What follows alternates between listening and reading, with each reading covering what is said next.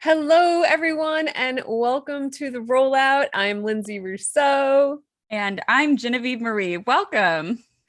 We are so excited. So, this is our last show on Twitch, but it is going to be an amazing one. We are going to YouTube only following this. We'll still be on YouTube's Fridays at noon, but we are going to YouTube only. But today, we had to have today's show because today is Trans Visibility Day. And for those of you who don't know, we have a special one shot campaign that is taking the place of Realms just for today, which is Dream Askew. And we are so excited to be joined by the creator of that game, Avery Adler. And then we have Austin Klich, who will be playing in that game. Thank you so much for being here, you two. Let's just give a little second for you guys to introduce yourself. Avery, let's start with you. Please tell us a little bit about yourself. Yeah, my name is Avery Adler. I am a role-playing game designer. I've been designing games for, I think, 13 or 14 years now, which saying that out loud, I'm kind of shocked. Yeah, I've been designing and publishing games independently for my whole adult life. Some of the work that I've done is explicitly about queer themes and queer communities and queer relationships, but I kind of think of all of it as queer work in one way or another because that's who I am as a designer. My work includes The Quiet Year, which is a map drawing game about a community surviving the collapse of civilization. Monster Hearts, which is a game about teenagers who are trying to navigate all of the messy complexities of high school while also secretly being werewolves and witches and vampires and so on.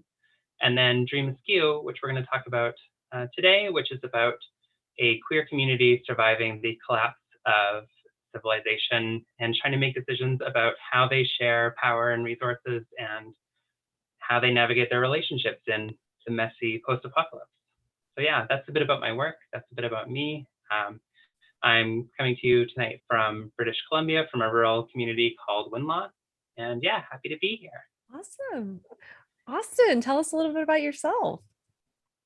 Hi, y'all. I'm Austin. You see me in Fabled 42 chats all the time as Queer Venture Time. I am, as of probably a week or two from now, gonna be a streamer on Twitch. I know, right? She's so excited. So yeah, you can follow me there at Queer Venture Time. My resume is much shorter. I have an acting directing degree and I focus a lot on representation in media. So I'm excited to talk a lot about that today, especially how decentralized tabletop RPG media tends to be. Yeah, there's so much to dig into. Yeah.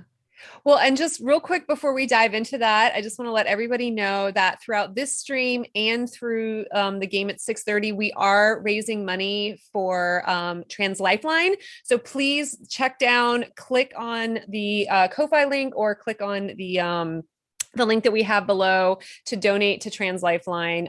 They are an amazing organization that helps serve as a resource and, for the trans community and allies. So please donate to that. And we will be doing a D&D Beyond dice giveaway later on. So keep watching the show so you can be entered into that. But yes, please donate some money to this amazing charity. Okay. So many things have already been brought up. Fun fact. I know. I'm so excited. So Avery, I guess let's real quick. Let's start off with what was your thought process on, I want to develop a post-apocalyptic queer focused game. The game is just so exciting. If you don't, well, everyone's going to tune in at 6:30 to see what it is, but go to her website and see what it's all about. It sounds amazing. But what was the brainchild behind this? Yeah. So first of all, the website for those following along at home is buriedwithoutceremonies.com. That's my site where all of my games and also a bunch of talks and other projects I've worked on are all listed. Dream Askew actually was a response to another game. There was a really great game put out by Vincent and McGay Baker in 2010 called Apocalypse World. And Apocalypse World was just really captivating and exciting for me. It was kind of an adventure game set in, the wasteland in the post-apocalypse, but it's not just focused on, Mad Max, bullets, and bikes and everything like that. There's definitely that, but there's also this element of community and relationships and your like messy history with the other characters at the table being really fundamental and driving a lot of play. And it was really exciting at the time, or I guess around 2013 or so, I would say. I was running a weekly drop-in games night, and we had a big focus on being really inclusive, on welcoming queer players, on welcoming people who had never played role-playing games before, especially. And we were kind of operating out of a rotating set of cafes, and we needed to be able to have games that we could put on the table, teach, play a one-shot of, and wrap up within 3.5 hours, including time for like our intro spiel and like a break to make sure that people went and actually paid the cafe money while we were there occupying their tables for 3.5 hours. So really we're looking at like 3 hours, start to finish. You need to be able to like play with totally new people who have never played a role-playing game before. We had someone coming and, she was bringing her like 1.5-year-old, and this 1.5-year-old was running around, and we're like, great, that's part of the event too. We need to have games you can play in 3 hours. If you've never played a role-playing game before, while the 1.5-year-old is running around you, making sure we take breaks to like go and get fresh air. And Apocalypse World just like didn't quite work in that time frame. And there was things about it that were really exciting, but that were a bit intimidating for new players. And so for me, Dream Askew actually started out of this really practical concern of, I want to be telling these stories in this venue, in this time frame, with these new player requirements. And so I ended up starting to kind of tinker, and Dream Askew came out of that process. Apocalypse World, interestingly, has a lot of games that have been kind of adapted out of it, that have used its framework. What you might say are hacks of Apocalypse World, but that kind of, I think, is really a diminutive phrase. It doesn't give you the full sense of scope of like hundreds of published games have come out that have used this powered by the Apocalypse engine. And Dream Askew is also a hack of Apocalypse World, but in a different way. It kind of took the setting and jettisoned a lot of the system, whereas all the other ones did kind of the opposite, right? They're like, we use this system, but now it's teen Buffy the Vampire Slayer-esque monster hunters, or now we're doing noir and it's the 20s. And Dream Askew is like, no, it's still the same world. There's still a bunch of the same setting elements. There's a psychic maelstrom. There's, you're dealing with this community on the edge of a collapsing civilization. There's still all that, but we've changed the system to be a lot more intuitive and approachable for new players, to have just a lot less of the crunchy mechanics, so that you can hit the table with it, teach it to someone, and play it. And 3 hours is still ambitious, but play it out in 3 to 4 hours. So yeah, that's where.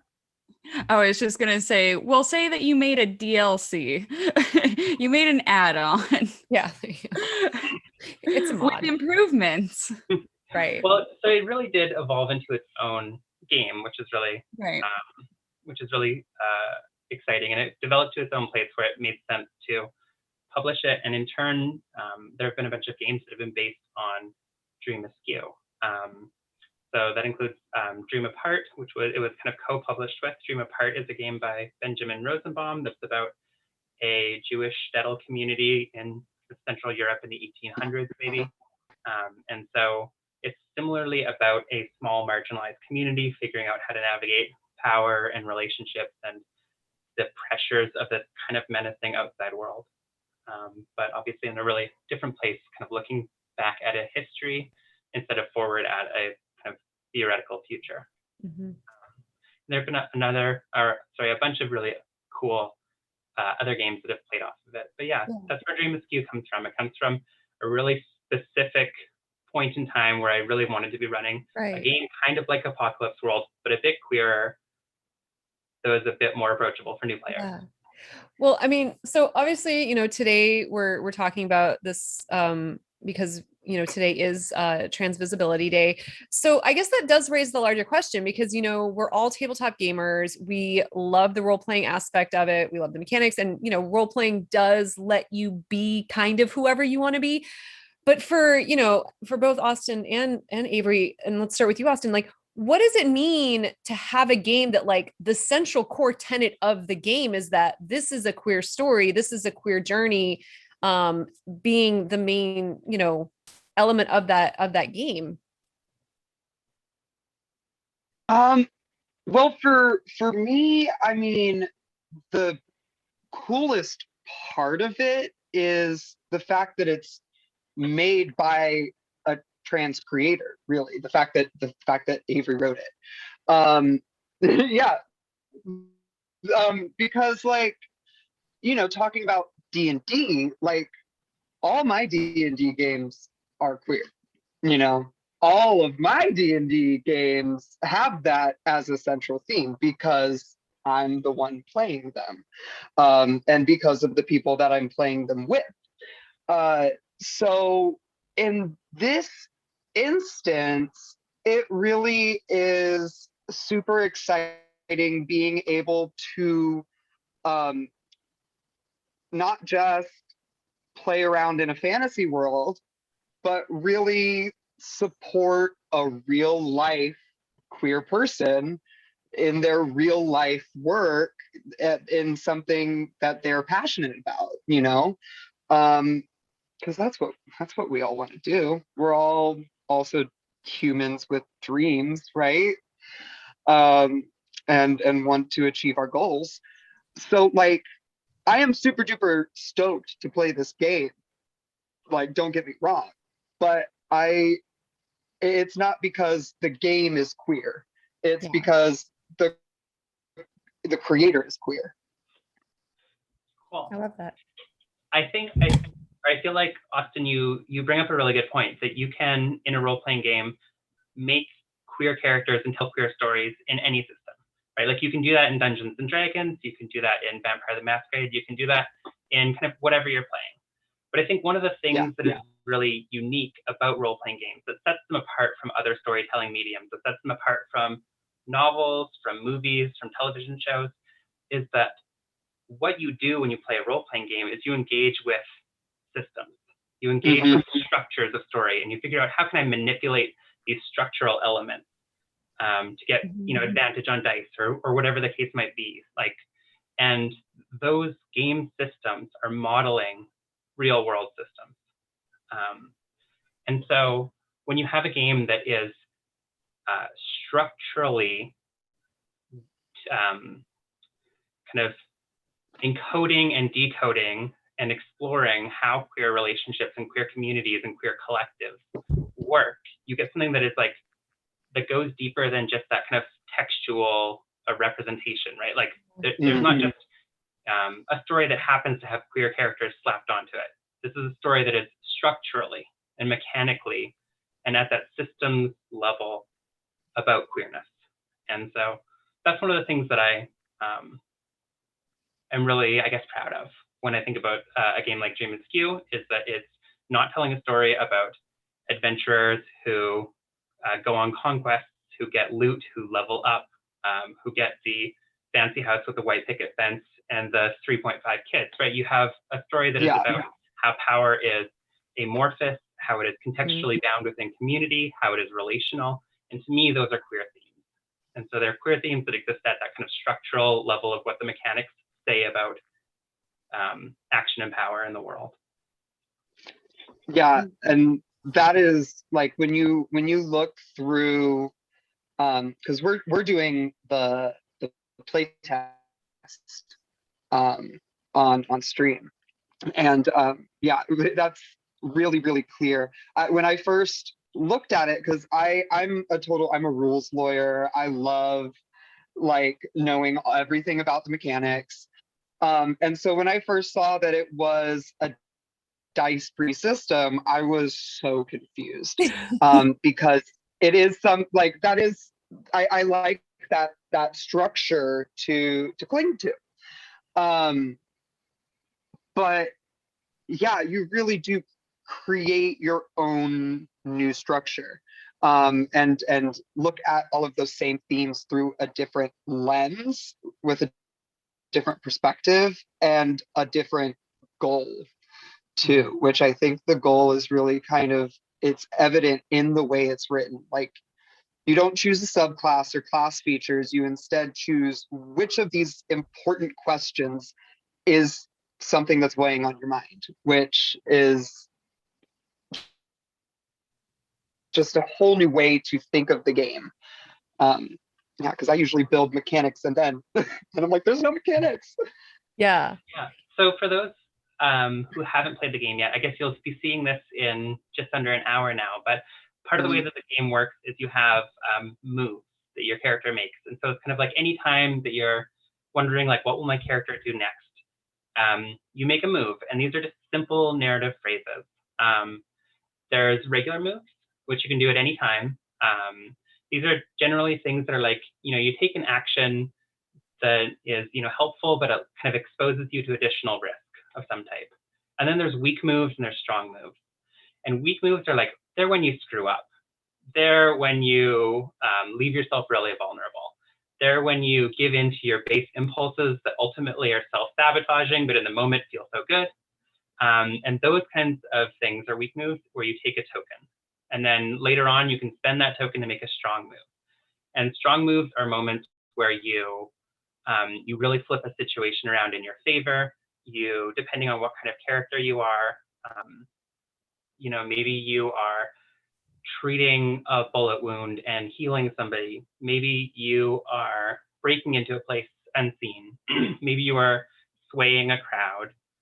If you're the tiger, which is kind of like the gang leader or protector of the community, maybe you're outright killing somebody.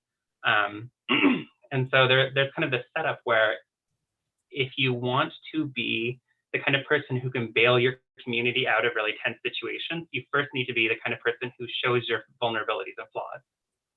You need to make those weak moves before you can make those strong moves. Mm-hmm. Instead of using chance and dice, it's just a different way to model that give and take of character where we see you in your low moments and we see you in your high moments. Right.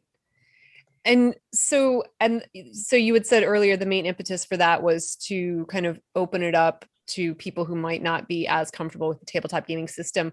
But it sounds like, and Austin, you said, you tend to be kind of like, you love the rules, but it seems like this is also very freeing by completely getting rid of the dice element of it and just allowing these nuanced stories to come through.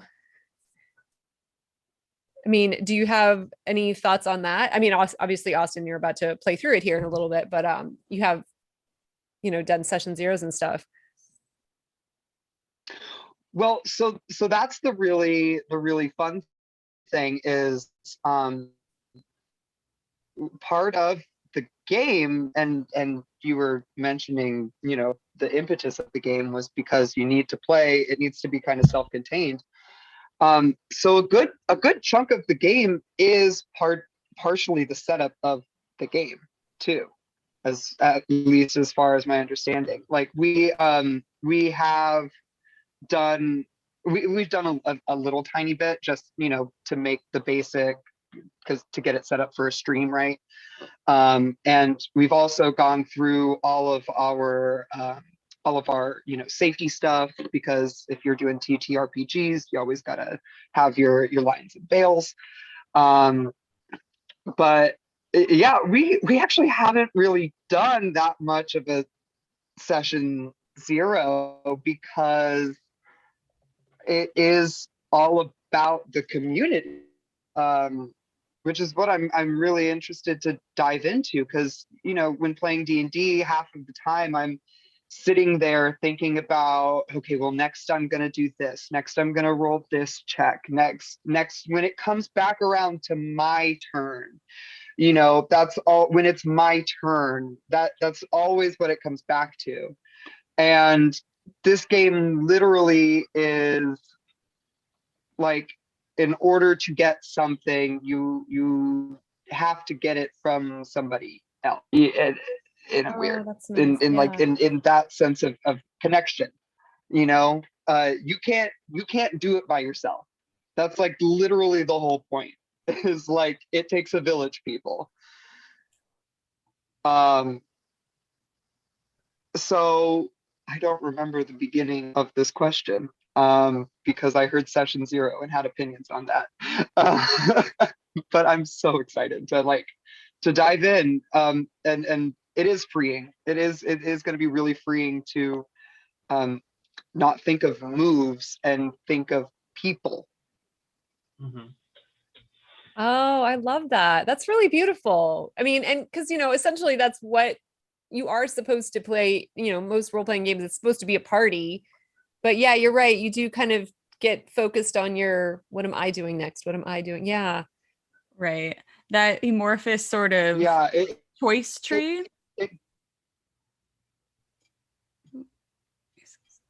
In and out. Yeah, Oh. There we are. It literally goes from a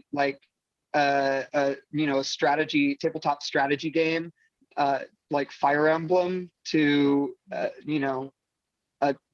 you're sitting here and you're talking to other people. Mhm. And one of Yeah. the things you touched on a little bit with the reference to kind of the session 0 and the community setup is that a big part of the game is that it is a GM-less game. There's no game master or dungeon master.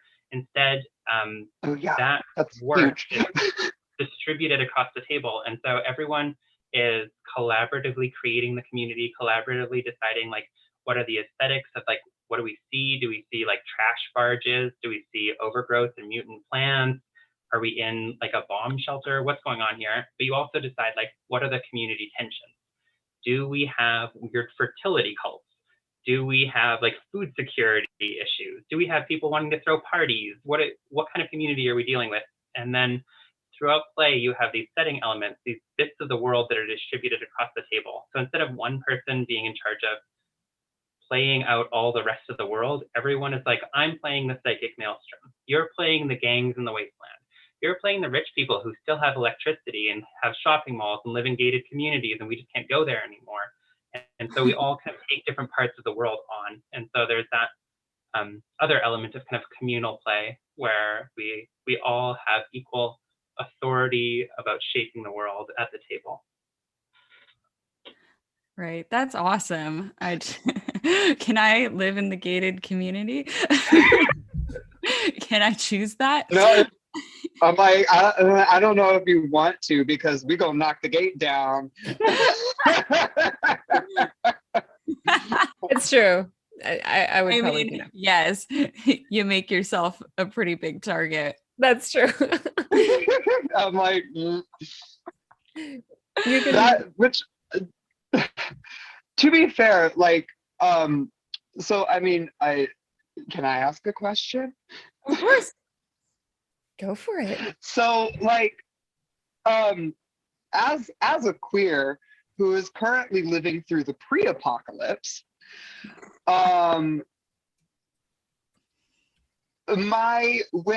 we were discussing all of our safety stuff, the biggest thing for me was I'm worried about a good chunk of the stuff hitting a little close to home.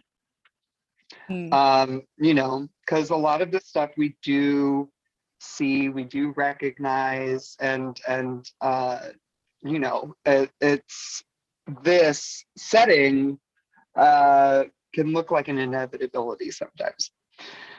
So I am really curious as to how, in your experience writing and playing this game, because I'm sure this has come up before, either how you avoid it, which I would imagine is pretty difficult to avoid, but how you turn it on its head and make it into something that is hopeful and useful, as opposed to something that's going to be, freak people out. Yeah. Okay, so I originally developed the prototype of this game in 2013. And at the time, I was like, oh yeah, this is like a science fiction game. And then when I returned to it in 2018 to publish kind of like a full book, I was like, the genre changed. Nothing about the game changed. It's just now it's a realism. It's just literary fiction. Part of the premise of the game is that the collapse of civilization, or like the apocalypse, It's not a thing that's just going to hit everyone at the same time. It's going to hit people in waves, and it's going to hit people according to their level of privilege. And that's why when you're playing the game, you're like, okay, we're out in this like ruined forest place, and we're trying to figure out how to get like drinkable water. Meanwhile, there are people with like air-conditioned Lamborghinis, and they're driving around in their like fancy city, and they don't even agree that the apocalypse has hit yet. And real. I was like, oh, it's like living in LA. Yeah, so that's like based on a thing that I believe to be true, right? That the collapse of civilization has been happening for a long time, for years or decades or hundreds of years or millennia, depending on your perspective, right? It has been happening for Indigenous people on this continent since about 1492, for example. It hits people in waves. And when you play Dream Askew, part of the premise that you're engaging with is like, it's not going to hit everyone at the same time, and it's going to hit our community. And we're going to have to cope with it. And so as far as post-apocalyptic games go, given that premise, it can hit a little bit close to home. And as a group, you get to decide how close it is. You get to decide, like, when you're sitting down and you're doing that community building, like, are we dealing with land usage rights and food scarcity, or are we dealing with mutants and strange vine creatures? You get to set that dial where you want it, to a degree at least. But oh wow, I thought I had more of a thought there. You get to set that dial to a degree. You get to decide how close you want to play it to home. And in terms of hopefulness, I personally, my feeling, when I think about like the future, or I think about the present, and all of the existential dread that is in the world, all the things that could really hurt people and we could struggle with, for me, hopeful storytelling doesn't come from a place of trying to get away from those realities. It doesn't come from like, we're going to pretend that doesn't exist and we're going to tell like a fluffy rainbow unicorn story. Although fluffy rainbow unicorn stories are great, and I'm not disparaging them by any means. Definitely have their place. For me, hopeful storytelling starts from a realistic acknowledgement of hardship, and it says like, what is still possible? Like, these characters can make something beautiful out of their community. They have the power, and they just have to find it, and they just have to not tear each other to shreds in the process. So let's see if we can do that. And for me, that there's a lot of hopefulness there, because there's a lot of potential, and it is not detached from reality kind of potential, right? It's acknowledging stuff people have to go through, and then seeing how they go through it, seeing where they find their resiliency. So we're aiming more for a Pixar's WALL-E and less of a Soylent Green. We're kind of shooting somewhere between those. Yeah. I tend to find that usually people, if they're, if they're nice, reasonable people, do tend to lean towards trying to find, solutions to the problems. And usually, and it's funny because sometimes those are, you get the best stories out of just the absolute unexpected from, people just gathering around a table, even if you're strangers, especially if you're strangers. Sometimes that's where the best stories come from. Like, I mean, you've been making games, you said, for 15 years, 14 years? Something like that. Yeah. How has being able to get your games out there into the public, as far as making them more visible to the queer community, but like also outside of the queer community, to kind of make those games, your games, visible, and to make them, get traction and then get noticed? Because that's a huge struggle, trying to get not just visibility within the queer community of your work, but also outside of it. Because, if from there things just can grow, and then also people can start to learn from your games that maybe don't share the queer experience. And I think that's just as important for them to learn, by example and by and from other creators, and not just, as you said, when like, you know, like when Disney tries to like just cut and paste a queer story into something, or try and, you know, or when any studio or any like company tries to just like blop without, you know, without having the input of the people in that community. Mm-hmm. Yeah, I feel like, I mean, I've been very lucky, I think, as a designer, in that my work has been kind of picked up and recognized and shared a lot. And when I think back to like the business decisions or marketing decisions, or even necessarily like the taste level decisions I made along the way, I'm not sure that's on me. I think a lot of that was luck. A lot of that is the fact that I started designing games before I came out. And so I was already building a reputation as a designer. Um, and I'm a white designer. I'm a designer who lives kind of in an area with lots of notable conventions and like an active community and scene. And so there is a lot of privilege going in my favor. But I think for me, the work that I do, I have worked to really focus on like, what are the kinds of stories that I think are exciting and interesting and compelling to tell, and how can I pick apart how those stories work, and then offer kind of those structures and those observations as an invitation to play for people. And so I haven't really thought about like making games for the queer community or making games for a particular audience so much as I've thought like, these are the stories I think are interesting. This is how I think they work. Here is something exciting that you can play to explore that. And I feel really fortunate that like a lot of the people who have come to the table have been queer people, but there's also just been a wider community of people who are excited to play the games that I've written for various reasons. And some of the games that I've written have been explicitly about queer themes because that's part of my life, but others haven't. Others have been about community, about relationships, about being grimdark Pokemon hunters, various things. That's awesome. I mean, You know, the important stuff.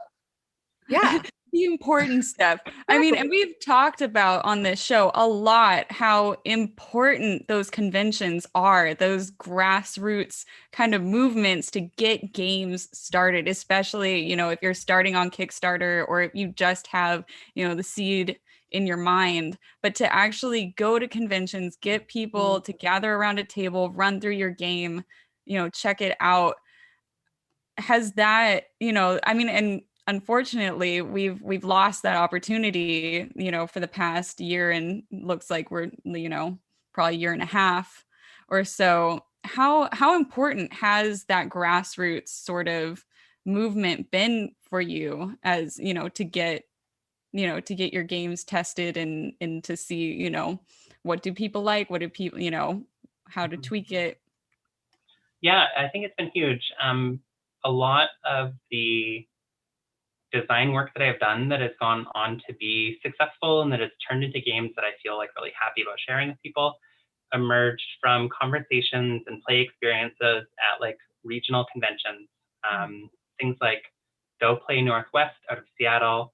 I don't think it exists anymore, but GameStorm out of Portland, Fabricated Realities out of Olympia, various conventions in Vancouver. And so for me, yeah, I've always found that especially kind of those really play-focused conventions that are attracting 100, 200 people, those are the places where I get the most like exciting, fruitful connections. I get really valuable play experiences. And going to like big ticket items like Gen Con is exciting, but it's also just like a very overwhelming flood of people. And I don't find myself having that same just like depth of play and connection and relationship building that I've had at those smaller conventions. And so, yeah, absolutely, that's been huge for me. It's where I've made a lot of kind of my design relationships. So I've had a lot of inspiration for games and had really amazing playtest feedback. And so for new designers, I'm always saying, go to those conventions, go to those conventions that are within a day's drive of you, definitely, where you can make connections with people who you're going to see again next year and at every other convention nearby. And the other thing that I always say is just design the things that you want to play right now with your friends. Because it's not going to succeed if you don't design from a place of like genuine excitement. Yeah. You're not going to get play testers if you aren't yourself excited to be a play tester, right? Like you want to start with the things you're excited to bring to your own table and then build outward from there. Well, and that's something we've also talked a lot about on this show is, you know, game designers who just didn't see their stories being told and got tired of trying to find a way to do it through the system and just started making their own, you know, be it the BIPOC community, women, queer, all of that, you know, and I think that's really beautiful that it's like, just tell the stories that you're excited about and you want to play. And, you know, Austin, as a player, you know, I mean, how important do you think it is to, you know, have, like you said, you were so excited about this game because it is a queer designer. I mean, how important do you think it is to have, you know, these stories being told from, you know, honest places that represent an experience that a lot of people, when they think like RPGs and tabletop games, like they think the, you know, middle-aged white cis male. I mean, let's be honest, guys with beards is, I think, what a lot of people still think the norm is within tabletop gaming. And that's so much, it's changed so much. Yeah, well, I mean, so like for me, especially in the last few years, I've really kind of like gotten past the idea of representation for representation's sake. Yeah. You know, so what I love are the practical realities that comes with it. So what representation does is it humanizes us. It puts us in your space. It makes us somebody that you can see yourself knowing, which then when we are facing shit, you then are more inclined to help us. That's first and foremost. Seeing queer, trans people living their best lives is fantastic because it also combats the queer tragedy narrative that is so pervasive in culture and media. You know, like there's the kill your gays trope, right? Like it is absolutely wonderful to see queer people be the heroes of the story and succeed. Not only that, then, you know, last but not least is it's helping our real life material needs. Because like, girl, we all still have to survive capitalism. Like, you know, So Like true. that on a t-shirt. I'm really excited for after our game for people to go look up Dream Askew and go give Avery money. You heard it here, folks. Because, Please like, go give Avery money. And Trans Lifeline. Yeah, and like, yes, Give us and money. Trans Lifeline. I have plenty to gush about Trans Lifeline. But that's the thing where, you know, when you're talking about representation is all of these groups are marginalized, not just in media, you know, they're also marginalized. Like, I cannot get a job to save my life, girl, you know, and you have to wonder how much of that is just because they don't want to deal with me correcting people on my pronouns, you know, like you have to wonder. So yeah, it's all of the real world practical reality stuff that representation represents, you know, and I'm very excited about it. I feel like there's also this really interesting thing that happens in role-playing games when you are inviting people to kind of step into this space and to create a character that is not them, but that they're going to really strongly empathize with and express through for 3 to 4 hours. There are a lot of people who sit down to play role-playing games and then kind of stand up 4 hours later having realized a lot of new things about themselves. And as a queer designer writing games that are about queerness sometimes and that are about relationships and community, I've just gotten a lot of emails from people about sitting down to play a game about queer characters and then kind of looking up midway through the session and realizing, oh no, I have a lot to think about all of a sudden. There are a lot of people who have realized that they are trans, realized that they are queer, or, you know, like these are games about community tensions, also like realizing that they're in relationships they need to get out of, realizing so many things about themselves through role-playing. It's like a really transformative medium. And part of the reason that it's transformative is that it's just a game and you're just creating a character, but you always have that option to kind of lean in a little deeper. Yeah, so how one of my I'm so sorry. Go ahead, Austin. Oh, sorry, I was just going to say one of my favorite Twitch streamers calls it cracking the egg, because it's all like once you crack the egg, like it's cracked. You can't again. Like what's done is done. and yeah, it's those egg cracking moments. That is so awesome. And I just lost what I was gonna say. I'm so sorry. I distracted you with right out of my head. I'm thinking about eggs now. To be honest, I'm like, oh, egg sounds really good actually. Might be breakfast for dinner. Girl, yeah, no. I'm so sorry. Now I've got everybody Totally thinking lost about it, Jen. You totally lost sandwiches. it. You were totally fine. But yeah, that safe spaces. Thank you. That's it. All right, she's not gonna recover. Oh, all right. So You got this. I've been cracked. I know. This egg is cracked.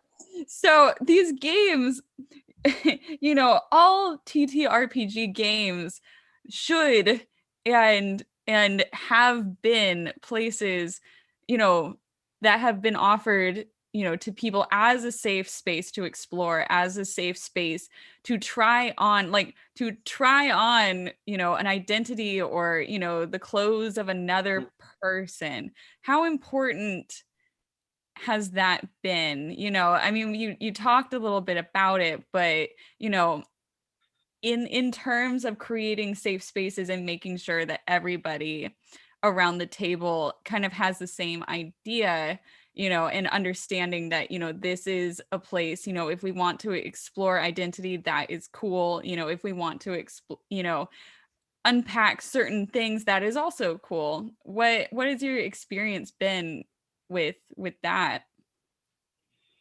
Yeah, I feel like one of the interesting things about role-playing games is that no matter what game we're talking about, there's always that potential, right? Like people can always surprise themselves by being like, oh, my halfling cleric is having a moment where suddenly she's realizing that she does want to be a mother after all.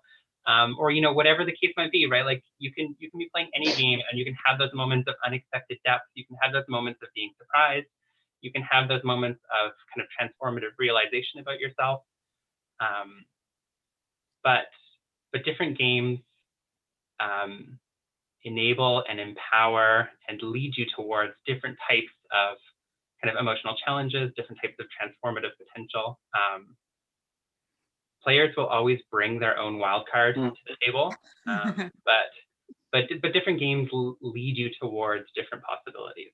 And I think that you mentioned safe spaces, and I think that like one of the things that has really changed in the time that I've been playing and designing games is that there's now a lot more focus on creating tools and putting them on the table for people to be able to back off from certain things, right? To be able to say like, I'm using the X card, I don't want that element in my story, or, you know, like I'm using lines and veils, I'm using pause, I'm using green light, red light, whatever the case might be. There's a lot of different tools that people have for controlling their own safety at the table. And safety seems like a really intense and loaded word, but I think that one of the things that really allows groups to do as they build their trust and as they learn about one another is to really go for the kind of stories that they want, right? Because we have tools to say like, whoa, I don't want to go there.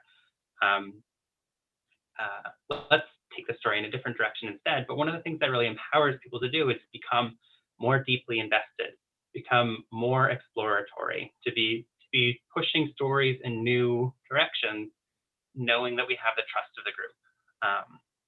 And so I think that's just like, it's beneficial to every game. It allows people to stay invested. It gives people tools if they realize they're tuning out or they're backing off or they're shutting down. It gives them tools to kind of regain that agency.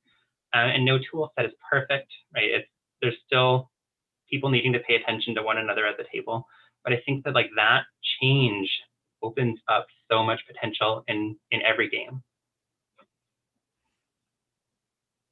Yeah, I mean, games have gone, especially D&D has gone through such an evolution as far as being more open, being more sensitive to listening to what their audience is, has been telling them. And as far as being able to provide those stories, those spaces, the availability of building characters that, don't reflect necessarily what they had put on them originally, like, changing up, the classes and the races. But I think that we have come a long way in a very short amount of time. I feel like it's been, at least within the last like 5 or so years. I mean, obviously these conversations have been had, around the table, since, the game, games have been invented. But I think the focus and the culture has kind of turned towards, being more open about that and also building it into the structure of the game. Yeah. Well, I mean, I feel like I did kind of want to piggyback off of what Avery said with the bit where it makes everybody more comfortable and play a better game. And I feel like if we want to broaden this out to, society, because you're right, like we're having a lot of conversations really, really quickly. Yes. And it's not just D&D or tabletop that we're talking about, No. And I feel like the big reason is because a lot of people in a lot of different ways are realizing that we kind of as a whole collective society are not our best. So like, and we recognize that when people are comfortable and happy and in a good, safe space, they do better work. So you want capitalism to be more efficient? Make sure everybody's happy and comfortable. You want your art, make sure everyone's happy and comfortable. You want everybody to always be available for your game and to put Dungeons and Dragons as one of their priorities, make sure everybody's happy and comfortable. Make it there are too many TTRPG games where people go to them like it's a chore. Yeah.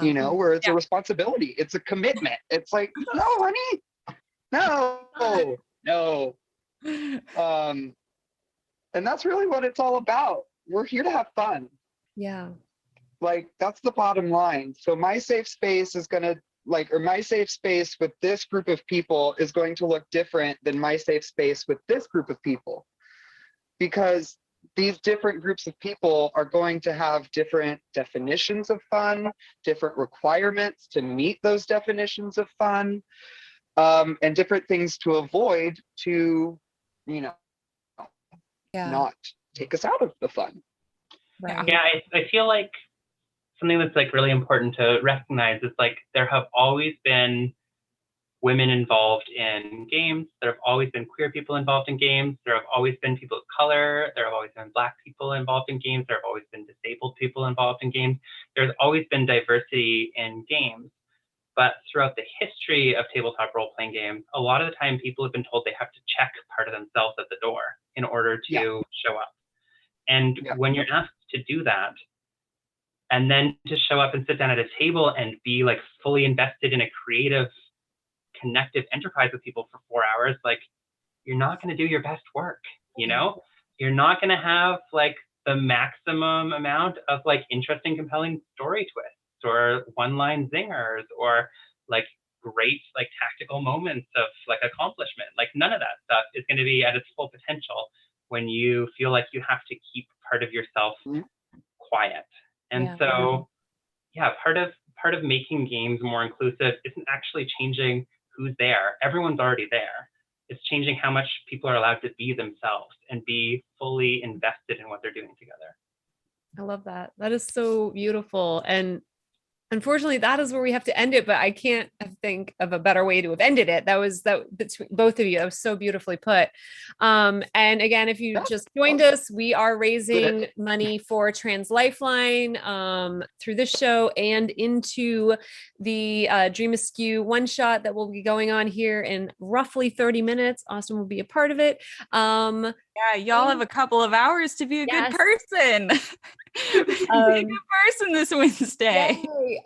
We are doing a giveaway for that, leading up to that. Genevieve?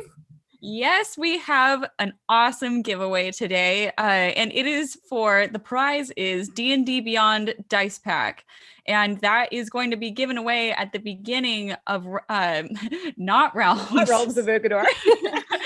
The beginning of hashtag Not Realms. Oh my God. The beginning of what a day. It's going to be given away at the beginnings of Dream Askew, which you should watch. And also, again, please donate. The code for the raffle is !trans. That is !trans. That is the code to enter. Please type it in the chat to be entered into the giveaway. Again, that is D&D Beyond Dice Pack. And you have to stay to the beginning of and through it. I mean, you should and through it and also watch it. If you watch it, I'll be disappointed. Dream Askew. Yeah, and you guys, obviously you can see their socials there, but please check out all of Avery's work. Please check out Austin's work. Stay for the game. Donate to Trans Lifeline. Give Avery your money. According to Austin, that is also a thing we should be doing. Well, we should be giving all amazing people money. If I had more, I would be giving it to everybody, but follow us on YouTube. So support our work. If we're doing stuff, support it. Support it. There you go. Also, Lindsay and I are only asking that you follow us on YouTube. That costs you nothing. Just a like and a subscribe, which we ask that you do that too. And so like we said, this is our last show on Twitch. So we will be seeing you guys live on YouTube starting next Friday. Well, we will be having some fantastic guests. We will have some amazing giveaways for you all because we'll be there in chat. But until then, see y'all later. Thanks. Bye.